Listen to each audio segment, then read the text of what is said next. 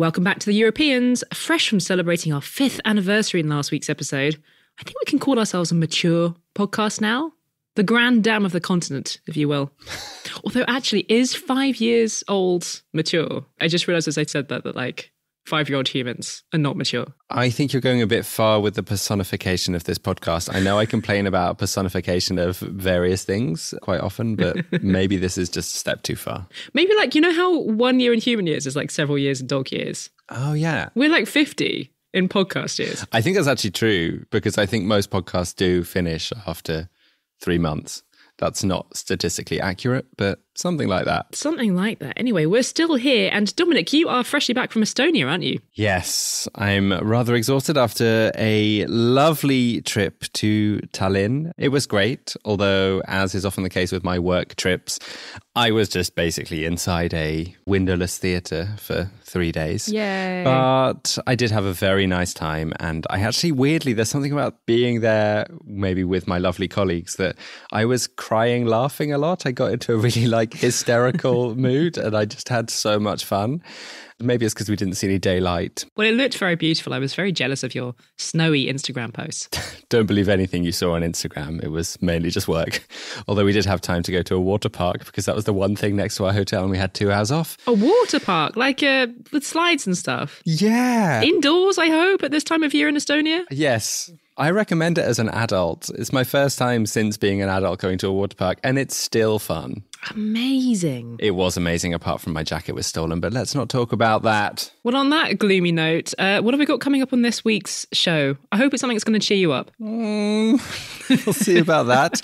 We're going to be talking about China this week. We're going to be calling up Yuan Yang, who's from the Financial Times, to talk about the reported existence of these secret Chinese police service stations that are apparently all around the world, outside of China's territory. Many of them are said to be in Europe, and some European governments have been responding to these allegations in recent weeks.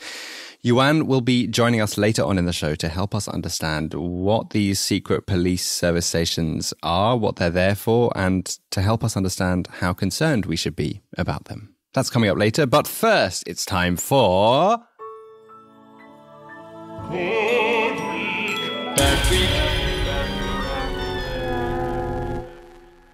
Who's had a bad week, Katie? It's been a bad week for Hungary's relations with its neighbours. And usually it's you who's our reluctant football correspondent, Dominic, but today it's my turn because the story does involve football, or at least it's football adjacent, because it begins with a football match in Budapest the weekend before last. Greece v Hungary, it was an international friendly, and I can't tell you much more about the match apart from that some men kicked a ball and then Hungary won 2-1. You're fired as football correspondent, officially. That's fine by me. But the controversy isn't so much over the match itself. It's about what Viktor Orbán, the Hungarian Prime Minister, wore at the match. Because he was photographed wearing a scarf in the Hungarian colours, red, green and white, so far so uncontroversial. The problem was this little outline of Hungary that you can see on the scarf, and specifically the fact that the shape of Hungary does not match the shape of Hungary's existing borders. Does it, by any chance, show a Hungary that is bigger than its existing borders? How did you possibly guess that? Yeah, it shows Hungary as it was before 1920, when Hungary included some bits of land that are now in Austria, Croatia, Romania, Serbia, Slovakia, and Ukraine. Mm-hmm. And how did all those countries react to Orbán wearing this scarf?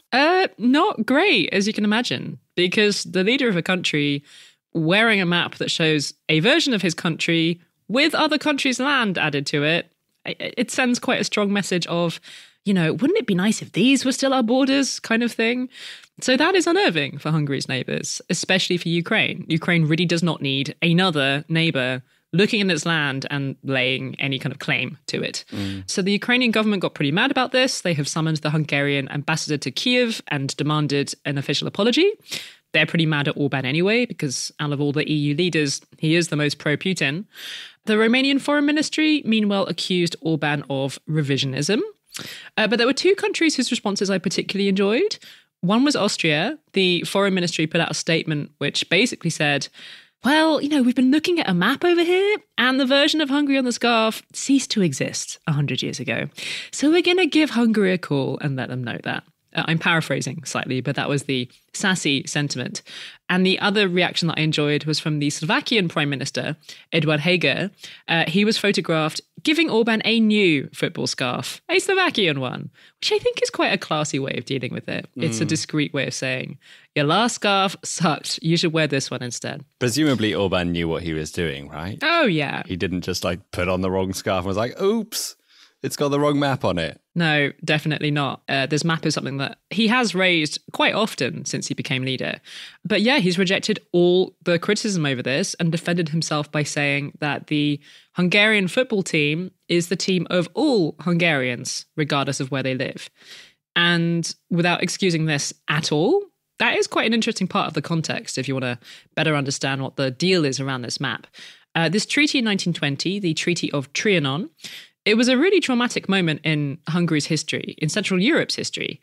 It was just after World War I. Austria-Hungary had just collapsed as a state, and all of these borders in Central Europe ended up shifting. Hungary lost 2/3 of its territory, and millions of people who spoke the Hungarian language and thought of themselves as Hungarians ended up on the non-Hungarian side of the new borders. And even today, there's an estimated 2 million ethnic Hungarians, people who speak Hungarian at home, living in neighbouring countries. And this sense of a Hungarian identity that goes beyond the modern borders is something that Orbán has really sought to harness. One of the first things that he did when he came to power in 2010 was to create a new Memorial Day for the anniversary of the treaty on June the 4th. And whenever he's trying to cast Western Europe in a bad light, he's often referred to this treaty as, evidence of Western European governments being out to get Hungary. Orbán also, interestingly, gave the right to citizenship to ethnic Hungarians living in neighbouring countries. And lots of them ended up voting for him, which is pretty handy. And even though it's not like most Hungarians want to change the current borders, this loss of territory is still quite an important historical moment in the public imagination for a lot of Hungarians, on the right especially, and on the far right definitely.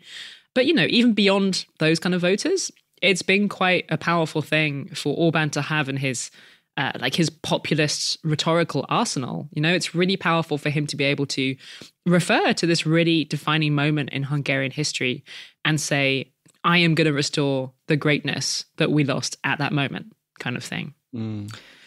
So yeah, anyway, that's the story behind Scarfgate. I went down a bit of a rabbit hole, but I hope it was interesting. Yeah, definitely. And grim. You're welcome. Who's had a good week? It's been a good week for people in France who don't want to have fun with their colleagues. That's me. After a court in France ruled that one man, referred to as Mr. T, was wrongfully dismissed for not taking part in after-work drinks and team-building activities. So it's a victory for everyone out there like Katy who doesn't like their colleagues. Move to France and your right not to have to pretend to have fun with them will be defended. Can I just clarify, you and the people who make this podcast are now basically my only colleagues, but when I worked in a French office, I was a good participant in work drinks. That's good to know. And actually, I wanted to ask you, are there any idiosyncrasies about how people socialise around work in France? Do you think, compared to other places you've worked, is there more pressure to socialise with your colleagues? I'd say less, and that's why I found this story kind of interesting, because I don't know if it's just that I've lived a very sheltered French life, but yeah, generally I found the office culture way less boozy here than either the UK or Hong Kong, where I lived before. I mean, in the UK, it's very normal for people to get absolutely steaming drunk with their colleagues. In my French office, there was a lot of pot de départ, which are leaving drinks, but they were pretty tame. Oh, interesting. That might explain why the courts decided to side with this guy. And maybe if a case like this came up in the UK, the courts would be more like, no, just go down to the pub with them. Get on with it. Lads. But anyway, I actually quite like socialising with my colleagues. I think it makes work more fun for me personally. But it obviously depends who your colleagues are. And not everyone can have fun trying on Korean face sheet masks with their colleague like you and I do, Katy, when we see each other. That's what we do. But back to the case of Mr. T. He had initially lost his case in the lower Parisian court, but the Court of Cassation, which is the highest court, they actually ended up siding with Mr. T after all.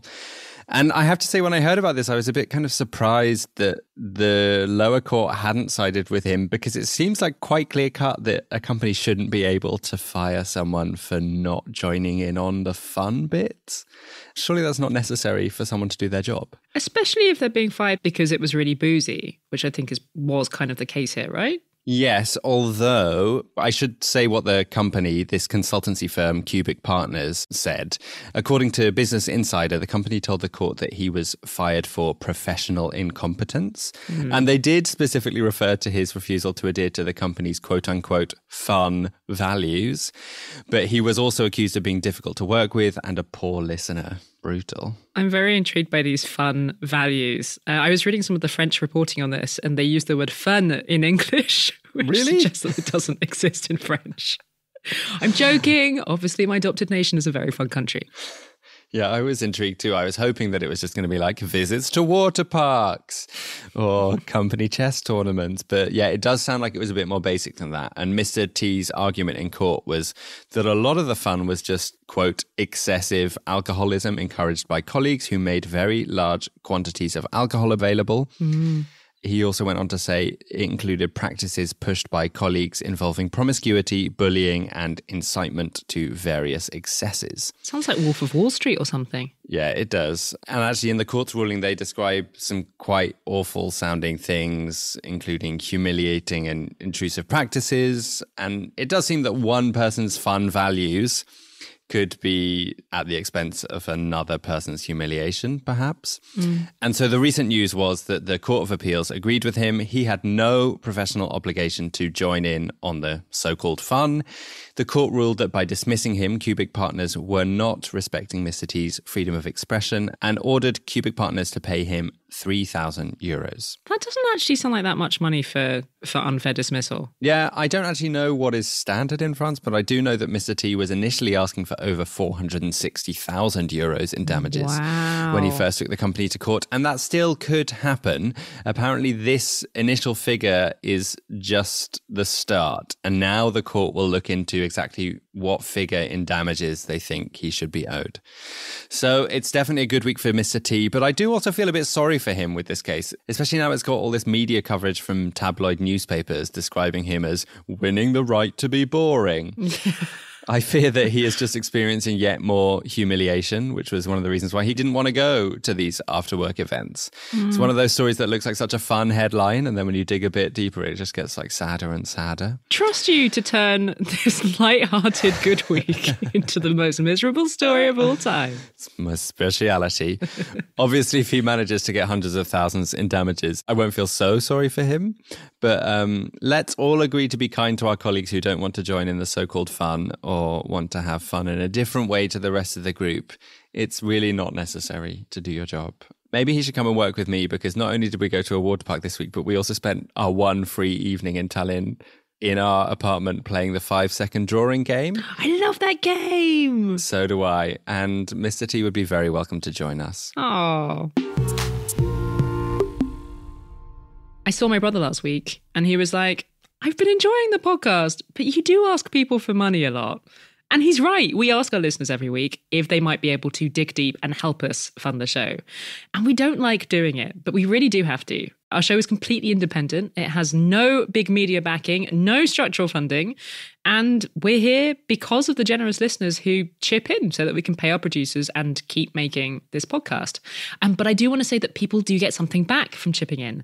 Not only the warm glow of knowing that you've done something super generous, but also, if you're able to chip in $5 a month, you get a personalised voice message from Dominic and me. That would make a great gift for a fan of the podcast if you fancy signing up on their behalf sometime before Christmas.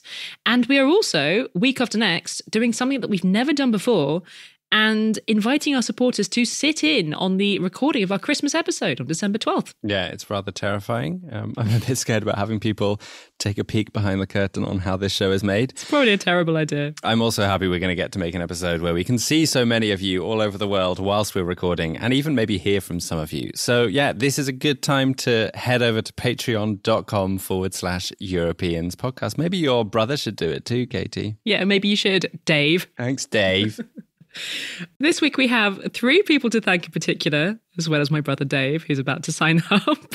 They are Helenka Kinnan, Pat Bader for increasing her pledge, and the magnificently named Wibbly Wobbly Wonder. Great name. I think that's an Irish ice cream from the 70s. Oh, good reference. Correct me if I'm wrong, Irish listeners, but I heard about that randomly on the podcast. Thank you all of you for that lovely birthday present.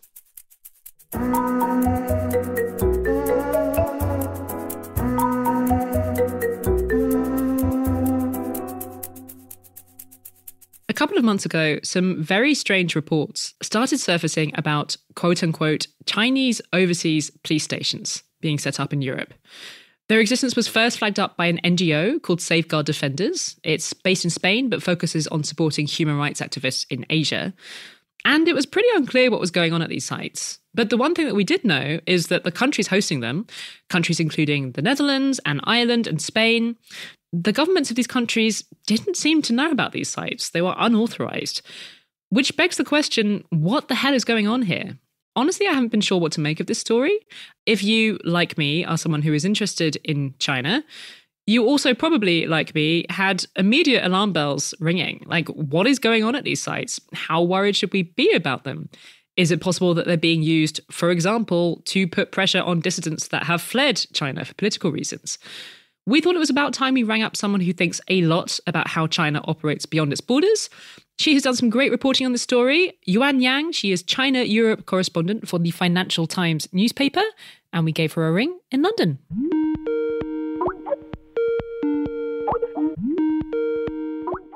Could you start by telling us a bit about the scale of what this Spanish NGO Safeguard Defenders have uncovered and how many of these quote-unquote secret police service stations there are? Yes. So a few months ago, the NGO Safeguard Defenders put out a report which basically drew on the Chinese media reporting that's already in the public domain about these so-called overseas service stations. So there have been a few different local police bureaus in China. And when we say local, we're talking about at the level of a city or a county, not a national scale endeavor at all. But these local police forces had this initiative to set up overseas service stations across the world.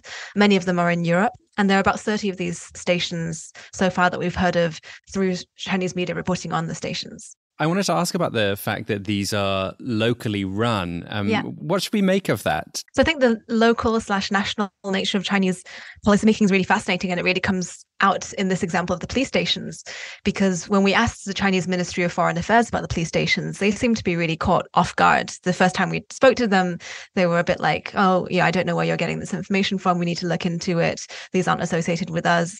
And as we saw over the last few weeks, as more and more media have covered the story, the Foreign Ministry has had to kind of shore up its line on what it's saying about these police stations. It's saying that they're not a national initiative and that it was not aware of the police stations being set up. So in a way, this showcases a quite common feature of Chinese politics, which is that there is a very large distance between the central government in Beijing and all the different local bureaus. I think it's very easy for observers outside of China to see the Chinese government as a monolith. But once you kind of look under the cover, it's actually extremely complicated and extremely uncoordinated.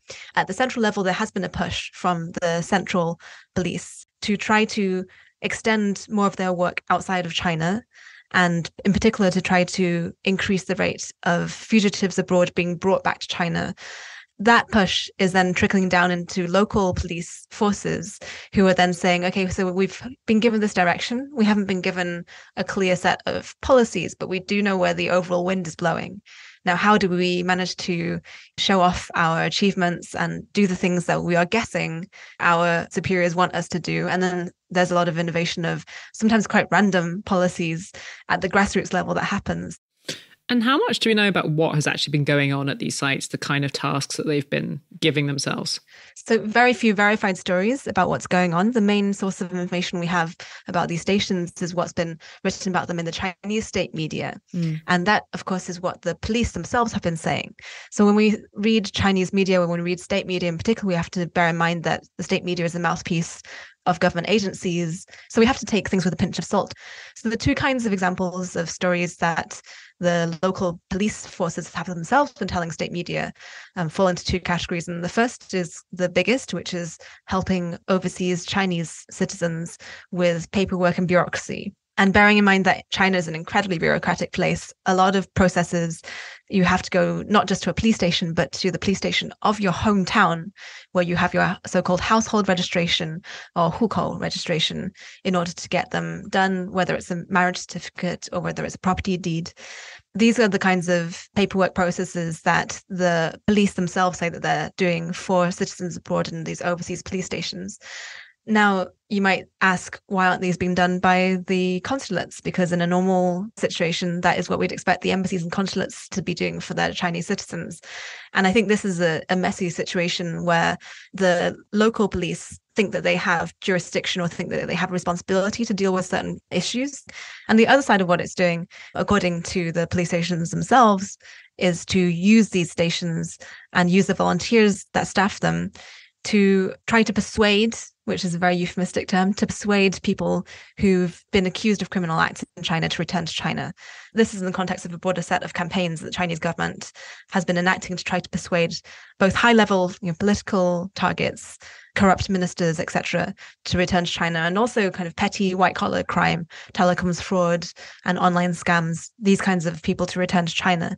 This second basket of cases falls under extraterritorial policing and the ambition that China has to extend its policing influence outside of its borders. And that is the bit that so many European governments are so worried about.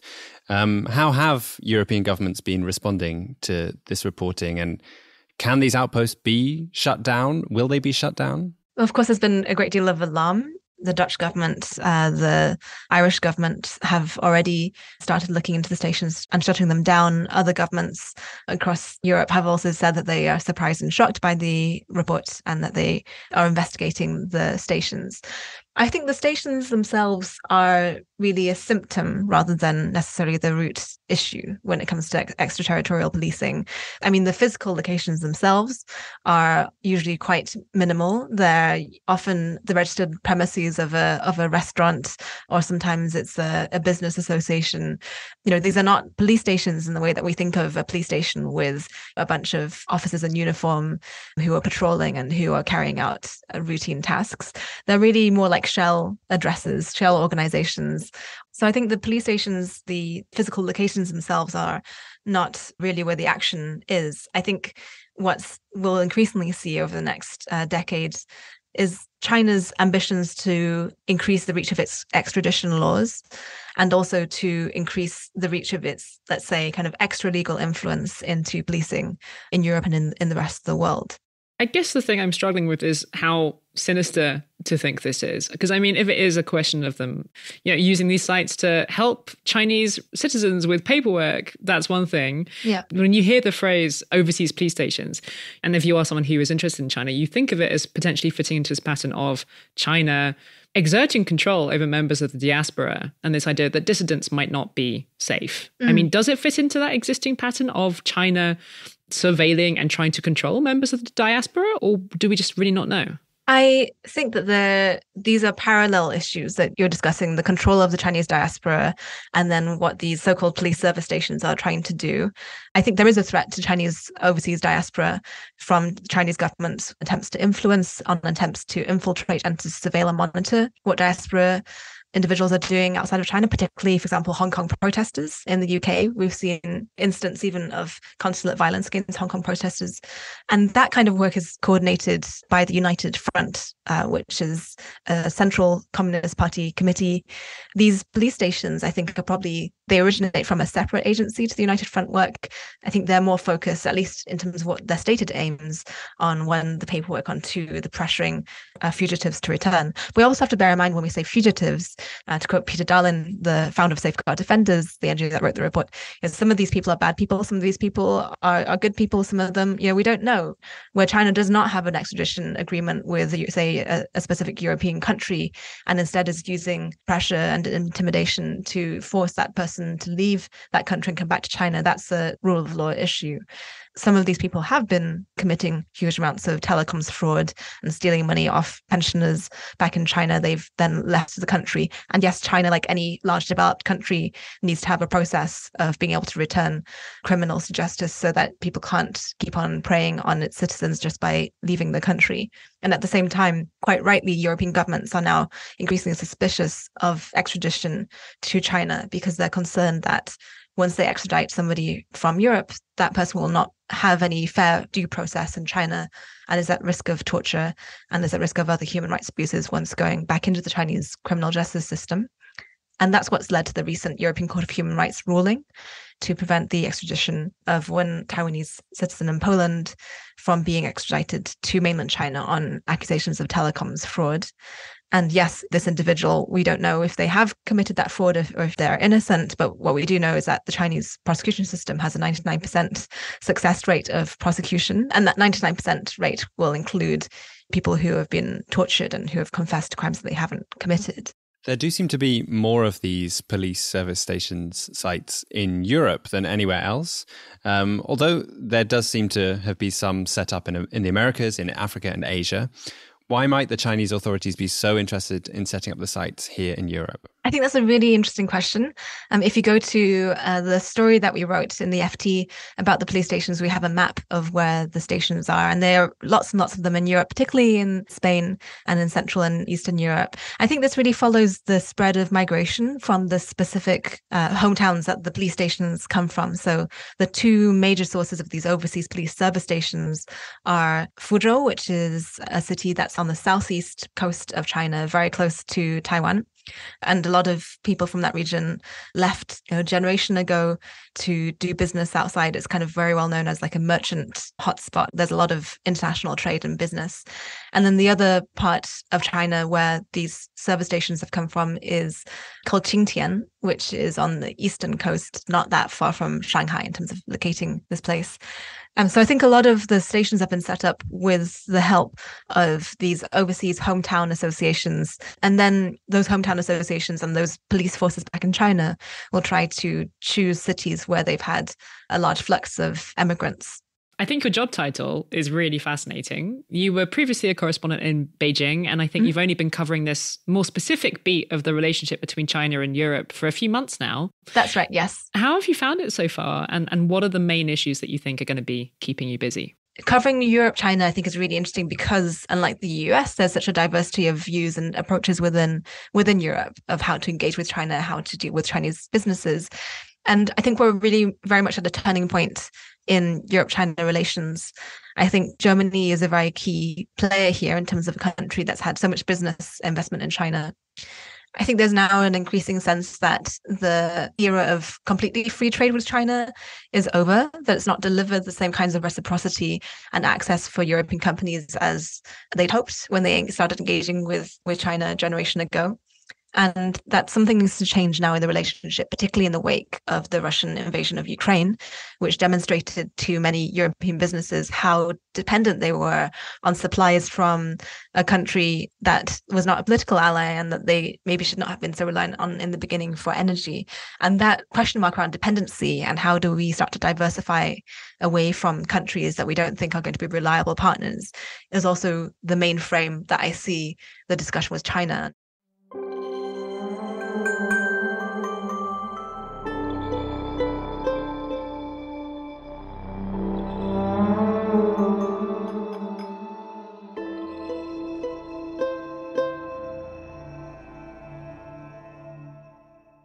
Thank you so much to Yuan for joining us. She is a great person to follow on Twitter if you are interested in the ups and downs of China-Europe relations and China in general. She has, as you might expect, been writing about the extraordinary protests that we've seen flaring up around China over the past week or so.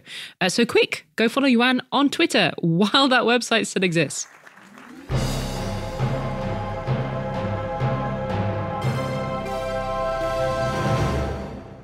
What have you been enjoying this week? I have been watching the second season of The White Lotus. Have you seen it? Oh, Oh, no, but I loved the first series and I heard about the second series. Yeah, it's this HBO comedy drama about the guests and employees at a luxurious fictional hotel resort chain.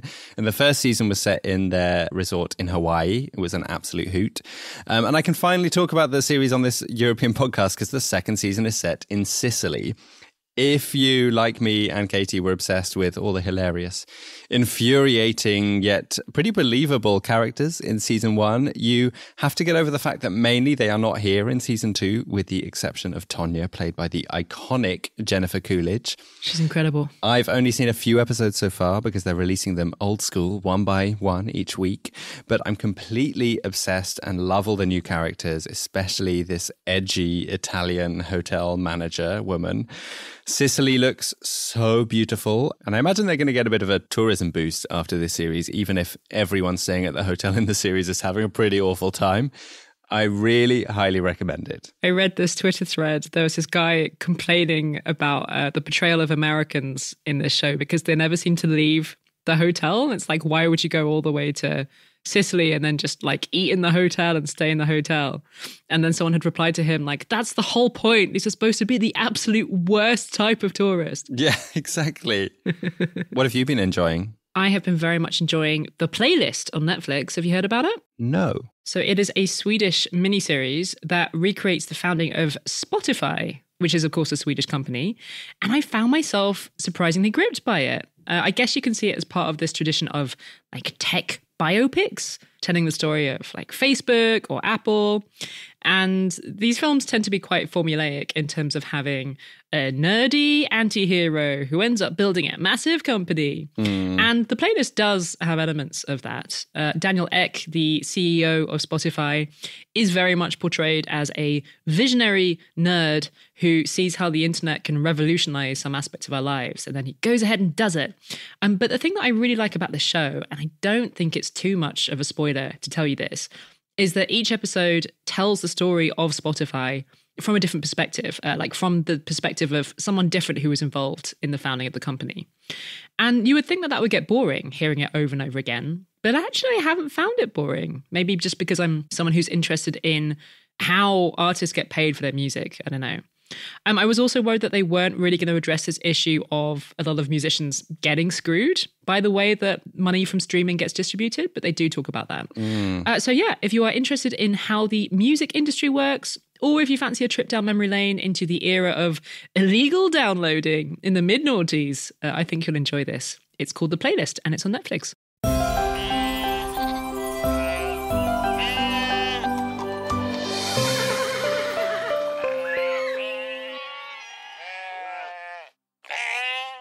Time for a happy ending.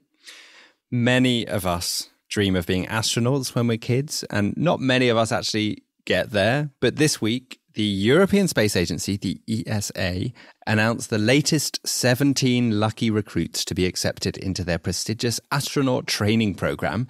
And amongst the 17 people selected for this 2-year scheme is John McFall, a 41-year-old guy from Britain and an ex-Paralympic athlete. He won a bronze medal at the Paralympics in 2008, and with McFall's acceptance onto the program, he will become the first person with a disability to receive astronaut training, the world's first para-astronaut. He will be working with the ESA and NASA on a feasibility study to work out how to make it possible for someone with a disability to go into space. It might not mean that McFall himself will actually end up in space, but it could do. And whatever happens, it's a big step for the ESA. And the ESA said to the BBC that they did it because they wanted to expand the definition of what it meant to have the quote-unquote right stuff to go into space. I think it's very exciting news. Very exciting news. Did you see who else got accepted to that program? Yes, I wanted to say that before we move on from the new astronauts, I wanted to send big congratulations to a friend, former guest and listener of this podcast who was also accepted into the ESA's astronauts program this week as a reserve astronaut, the atmospheric physicist, Dr. Megan Christian. You may remember that we spoke to her in an episode called The Most Isolated Place on Earth. At that point, she was living in this French-Italian scientific base in the Arctic. I actually listened back to the episode on the way back from Tallinn yesterday, and it's a really fun interview. She's such a cool person, and I'm really not surprised she got into this program because she's so clever, and also because being on that Arctic base, as we discussed in the interview, is really kind of similar to being in space because it's so isolated. So congrats, Megan. Come back and speak to us in a bit and tell us what life is like as an astronaut. Maybe if she ends up going, she can talk to us from space. That would be so cool.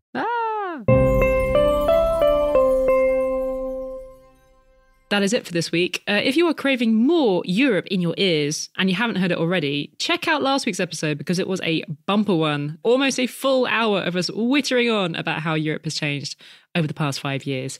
You can also find us on the social medias. We are on Twitter at EuropeansPod and Instagram at EuropeansPodcast. This podcast is part of the Are We Europe audio family. Go and check out their beautiful magazines at areweeurope.eu. Have a great week, everyone. Hyvasti. Vis laat.